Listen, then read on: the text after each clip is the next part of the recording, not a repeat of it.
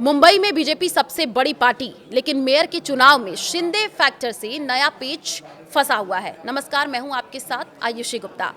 महाराष्ट्र के नगर निकाय चुनावों में भारतीय जनता पार्टी की भारी जीत के बाद देश की सबसे समृद्ध महानगर पालिका बीएमसी जी हाँ के मेयर को लेकर के चर्चा तेज हो चुकी है।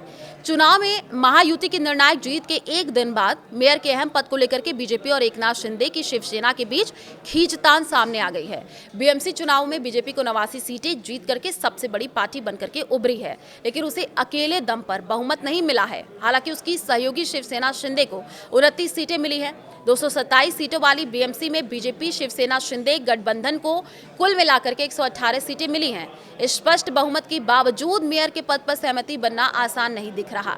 दूसरे सबसे बड़ी पार्टी शिवसेना यूबीटी 65 है। कांग्रेस के 24 पार्षद जीते हैं। शनिवार को शिंदे ने पार्टी के 29 नवनिर्वाचित पार्षदों को शहर के एक 5 सितारा होटल में ठहराया।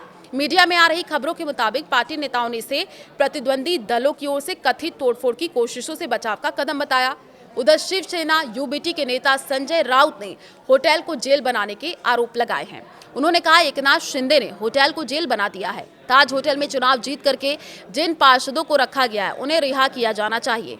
उन्हें डर के मारे वहां रखा गया है। कई लोग हमारे संपर्क में हैं। मुंबई में बीजेपी का मेयर कौन चाहता है? यहां तक कि एकनाथ शिंदे भी ये नहीं चाहते। बीजेपी और शिवसेना शिंदे के बीच तनाव के संकेत शनिवार को उस समय भी मिले जब शिंदे ने मुख्यमंत्री देवेंद्र फडणवीस की ओर से बुलाई गई कैबिनेट बैठक में हिस्सा नहीं लिया। और इससे पहले भी शिंदे कई बार कैबिनेट बैठकों से दूरी बना करके फडणवीस सरकार के फैसलों पर अपनी नाराजगी जताते रहे हैं।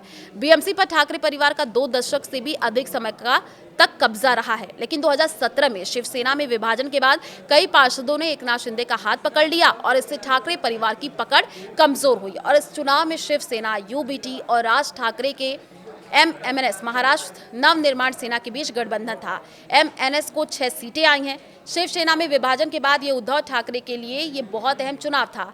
निकाय चुनाव में शिवसेना, यूबीटी, एनसीपी और कांग्रेस अलग अलग चुनाव लड़े। ये पार्टियां विधानसभा चुनावों में एक साथ थी।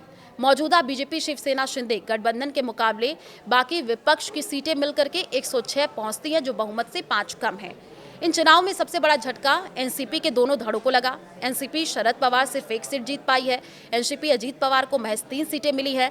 ओवैसी की पार्टी के 8 पार्षद जीते हैं। नतीजे आने के बाद शिवसेना यूबीटी नेता संजय राउत ने एक्स पर लिखा है, अगर एकनाथ शिंदे शिवसेना का जयचंद नहीं बनते तो मुंबई में बीजेपी का मेयर कभी नहीं बनता। उसके बाद पत्रकारों से कहा, सबसे बड़ी लड़ाई मुंबई में थी। हमें यही नहीं मान लेना चाहिए कि मुंबई में भाजपा जीत गई। मुकाबला बराबरी का है। एमएनएस को कम सीटें मिली। मेरे ख्याल से उन्हें करीब 15 सीटें मिलनी चाहिए थी। हम बहुत कम अंतर से 10 से 15 सीटें हार गए। लेकिन बीएमसी में विपक्ष की ताकत सत्ताधारी दल के बराबर है। हमारे 105 लोग अंदर हैं। ये लोग क्या करेंगे? ये मुंबई को बेच नहीं सकते। हम वहां डटे हुए हैं। इन नतीजों पर उद्धव ठाकरे ने कहा है कि हालांकि 25 सालों बाद उनका मेयर नहीं बनेगा, लेकिन एक बात साबित हुई है कि जनता का विश्वास बरकरार है। उन्होंने कहा कि बीते 25 सालों में हमने जो भी काम किया, खासकर कोविड के समय में, तो हमें अपेक्षा थी कि मुंबई से मतदाता हमारे साथ रहेंगे और वे रहे भी। हमें और सीटें आने की अपेक्षा थी, लेकिन सत्ता पक्ष की स्पष्ट जीत के बावजूद बीएमसी के मेयर के चुनाव में अभी वक्त है।